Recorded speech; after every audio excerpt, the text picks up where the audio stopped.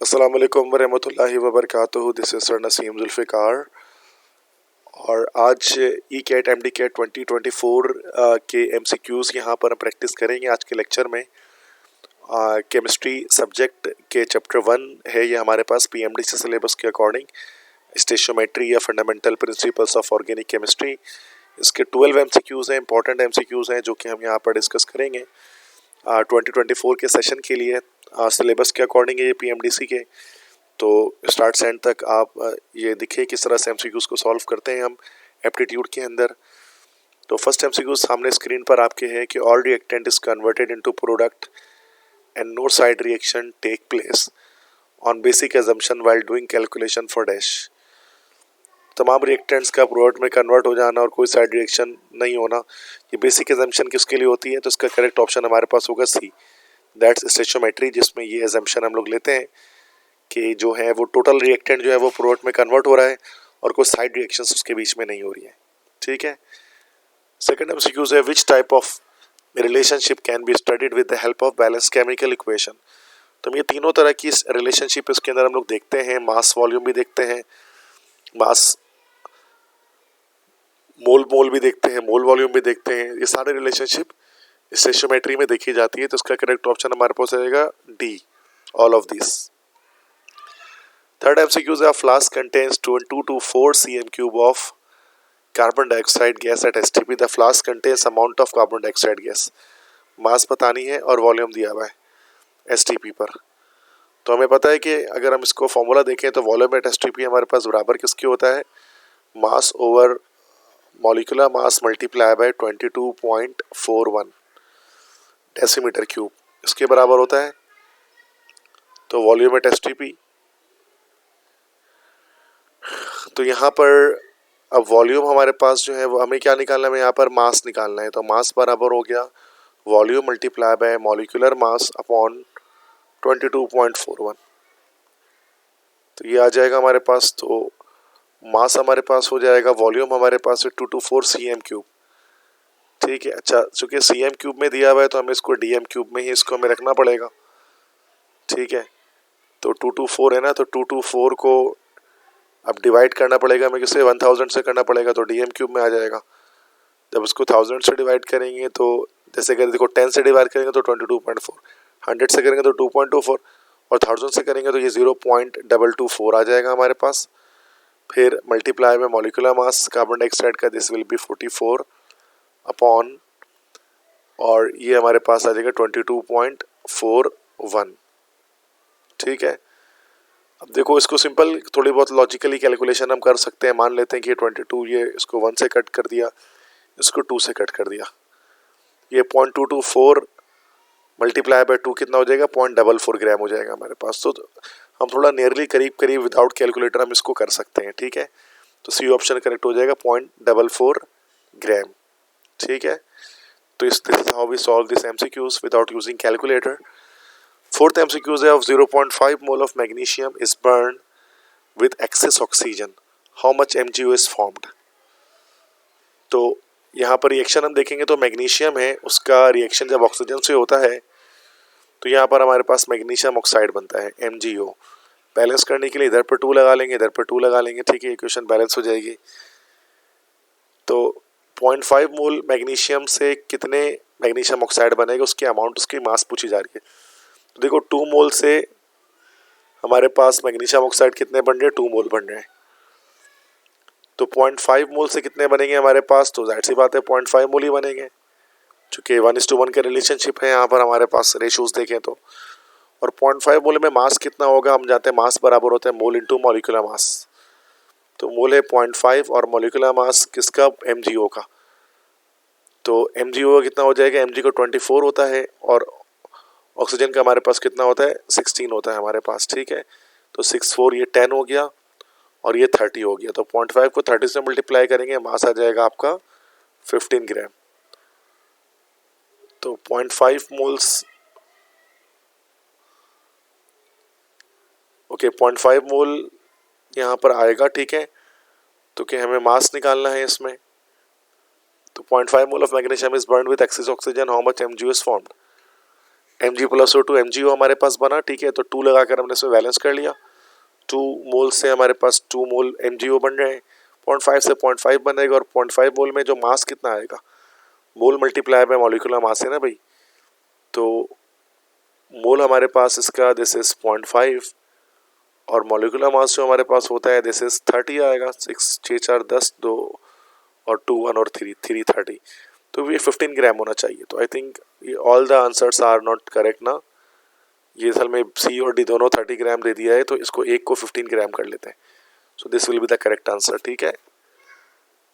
Question 5 है the reactant which is consumed earlier and give least quantity of product is called dash. तो वो reactant जो जल्दी consume हो जाते हैं और लीस्ट क्वांटिटी ऑफ प्रोडक्ट देता है, तो उसको हम लोग कहते हैं this is called limiting reactant. और इसी का अपोजिट होता है हमारे पास एक्सेस रिएक्टेंट, ठीक है। MCQ 6 if 500 cm³ of ethane is burned in the presence of oxygen, how much volume of oxygen is required at STP for complete combustion? Okay, so ethyne की combustion की जा रही है। इथाइन हमारे पास होता है बेटा C2H2, इसकी कंबस्टन की जाएगी तो इसका रिएक्शन ऑक्सीजन से होगा और ये बनेगा कार्बन डाइऑक्साइड और वाटर।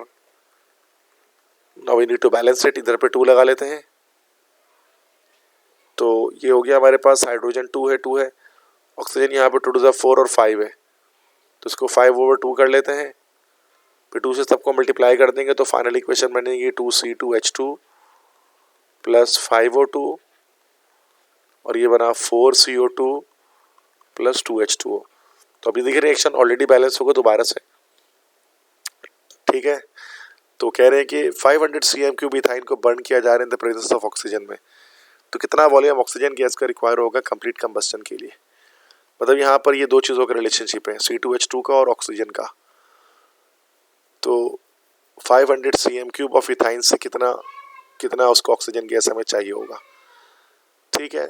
तो हम यहाँ पर देख लेते हैं कि 2 cm³ को अगर हम इसको 2 cm³ मान लेते हैं तो 2 cm³ को हमारे पास कितना चाहिए भाई, 5 cm³ चाहिए, ठीक है। तो 500 cm³ को कितना चाहिए होगा, तो x cm³ चाहिए होगा। तो रेशियो मेथड लगा लेते हैं कि 2:5 इज इक्वल टू 500:x, मतलब 2/5 इज इक्वल टू 500/x। तो 2x बराबर हो गया हमारे पास दिस इज 500 × 5 और x बराबर हो गया 500 × 5 डिवाइड बाय 2। तो ये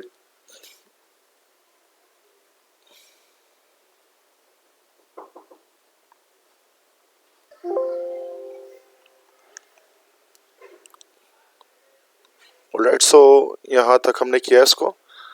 तो 2 के टेबल में 500 किस तरह घटेगा, 250 से, और 250 को 5 से मल्टीप्लाई करेंगे तो हमारे पास 1250 cm³ हमारे पास ये करेक्ट आंसर आ जाएगा, ठीक है। तो बी ऑप्शन करेक्ट होगा क्वेश्चन 6 में। क्वेश्चन 7 है how many moles of nitrogen is required for the synthesis of 4 moles of ammonia gas. तो ये हेबर्ट्स प्रोसेस कहलाता है। इसमें नाइट्रोजन का रिएक्शन होता है हमारे पास है हाइड्रोजन से, और उसके नतीजे में हमारे पास जो है वो अमोनिया गैस की जो है वो फॉर्मेशन होती है, ठीक है। तो how many moles of nitrogen gas is required to for the synthesis of 4 moles of ammonia gas. तो सिंपल देखिए 1 मोल नाइट्रोजन गैस हमारा जो है वो 2 मोल अमोनिया गैस बना रहा है, और अगर 2 मोल नाइट्रोजन गैस ले लेंगे तो फिर क्या होगा, ये 4 मोल बना देगा। तो 2 हमारे पास 2 मोल हमारे पास, this is the correct answer, ठीक है। क्वेश्चन 8 है calculate amount of water formed when 8 gram of methane is burned is excess of oxygen. तो ये भी हमारे पास रिलेशनशिप है, मास रिलेशनशिप है। तो मीथेन का रिएक्शन जब ऑक्सीजन से होता है तो कोई भी हाइड्रोकार्बन कंबशन करता है, it will be forming carbon dioxide and water. Balance कर लेंगे इसको, तो इधर पर हम 2 लगा लेंगे, ठीक है, और यहाँ पर हम 2 लगा लेंगे, this equation will be balanced. और 8 ग्राम मीथेन से कितना वाटर बनेगा ना, तो देखो 16 ग्राम से तो हमारे पास बन रहा है 36 ग्राम। तो 8 ग्राम कर लेंगे, हाफ कर लेंगे तो ये हमारा 18 ग्राम हो जाएगा। तो correct answer 18 gram of water, C option correct है, ठीक है। नेक्स्ट क्वेश्चन 9 है for the reaction A + B form C, the number of moles of C is formed by starting reaction with 3 moles of A and 4 moles of B are dash. मुझे कह रहे हैं A और B है, इनके reaction से हमारे पास जो है वो C की फॉर्मेशन हो रही है।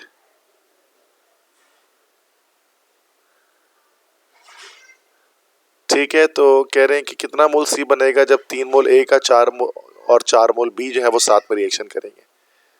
ठीक है, तो देखो अब इस लिहाज से देखो ये लिमिटिंग रिएक्टेंट है। 3 मोल ए से ए होगा और 4 मोल बी होगा ना, तो 3 मोल ए से तो 3 मोल सी बन रहे हैं और 4 मोल बी से जो है वो 4 मोल सी के बन रहे हैं। तो जो लीस्ट हो गया ना, जो कम से कम होगा वही करेक्ट आंसर होगा। जो ए हमारे पास this will be the limiting reactant. Least amount of fluid बनाएगा तो 3 मोल सी हमारे पास करेक्ट आंसर आएगा। ठीक है, क्वेश्चन 10 है identify the type of yield that can be obtained through experiment. तो एक्सपेरिमेंट से हमेशा हमें एक्चुअल यील्ड हासिल होती है, बी ऑप्शन। क्वेश्चन 11 है 7 ग्राम calcium oxide is produced if 50 gram of CO3 is roasted, find percentage yield. Calcium carbonate को जब रोस्ट किया जाता है लाइमस्टोन को, इसको हाई टेम्परेचर पर जब हम इसको हीट करते हैं, it will be forming calcium oxide and carbon dioxide.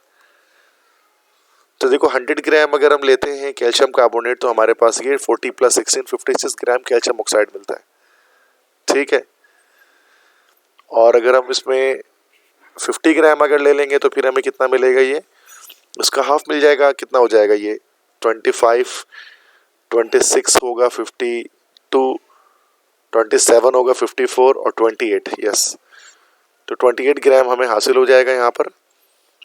लेकिन कितना रहा है हमारे पास, ओनली 7 ग्राम प्रोड्यूस हो रहा है। तो परसेंटेज यील्ड हमें निकालनी होगी। तो परसेंटेज यील्ड कितनी निकली बेटा यहाँ पर, तो 28 है ना, तो मल्टीप्लाई बाय 100 करेंगे। अच्छा, एक नोमिनेटर में वैल्यू आती है, एक डिनोमिनेटर में वैल्यू हमारे पास आती है। ठीक है, तो ये हमारे पास हो गया, this will B 7 gram produce हो रहा है फ्रॉम हाउ मेनी भी फ्रॉम, और ये हमारे पास थ्योरेटिकली ला रहे 26। ठीक है, तो 7 1 7, 7 4 28 और 4 1 4 और ये हमारे पास 25 हमारे पास आ जाएगा। तो 25% इज द करेक्ट आंसर। ठीक है, तो ये हमारी परसेंटेज यील्ड हमारे पास 25%। इसकी आगे इस तरह कैलकुलेशन कर दी विदाउट यूजिंग कैलकुलेटर। और लास्ट MCQ है हमारा, इसके साथ ही ये लेक्चर क्लोज करूंगा। Efficiency of chemical reaction depends upon, कि एफिशिएंसी जो केमिकल रिएक्शन की वो किस पर डिपेंड करती है, greater amount of reactant, less amount of product, greater amount of fluid या लेस अमाउंट ऑफ रिएक्टेंट। तो बेटे ग्रेटर अमाउंट ऑफ फ्लूइड पर जो है वो डिपेंड करती है। जितना ज़्यादा फ्लूइड बनेगा उतनी ज़्यादा वो एफिशिएंट केमिकल रिएक्शन हमारे पास होगा। ठीक है, तो ये हमारे पास जो है वो 12 MCQs स्टोइचियोमेट्री के मैंने डिस्कस किए हैं। बाकी तमाम और भी बहुत सारे MCQs आपको मेरे चैनल पर मिल सकते हैं, मेरी ECAT MDCAT की प्लेलिस्ट के अंदर। और अगर आपको मेरे नोट्स चाहिए केमिस्ट्री के या MDCAT के किसी भी सब्जेक्ट के या पास पेपर आपके रिक्वायर्ड हैं, तो ये मेरा व्हाट्सएप नंबर है 030021522272। अगर आप उस पर मुझे व्हाट्सएप करेंगे तो मैं बहुत ही मिनिमल चार्जेस पर आपको जो PDF है अपने नोट्स के वो मैं आपको शेयर कर दूंगा, जो भी मटेरियल मेरे पास मौजूद है। ठीक है, तो thank you so much students, best of luck तमाम स्टूडेंट्स को अपने NT टेस्ट के लिए। तो ये जो मैं बना रहा हूँ MDCAT के लिए भी इम्पोर्टेंट है, वो तमाम बच्चे जिनको एडमिशन लेना है डाउ यूनिवर्सिटी ऑफ हेल्थ साइंसेज में या जिन्ना सिंध मेडिकल यूनिवर्सिटी में या KMDC में एडमिशन लेना चाहते हैं या KU में एडमिशन लेना चाहते हैं, फार्मडी वगैरह में, उनके लिए भी इम्पोर्टेंट है। और साथ में ECAT के वो तमाम स्टूडेंट्स जो कि NUST में एडमिशन लेना चाहते हैं या NAD में एडमिशन लेना चाहते हैं या फिर दाऊद में एडमिशन लेना चाहते हैं या KU में, तो उनके लिए भी ये रिएक्शन जो है वो हमारे पास ये जो मेरे लेक्चर्स हैं यूट्यूब पर वो फ़ायदेमंद होते हैं। ठीक है, thank you so much once again, अल्लाह हाफिज़।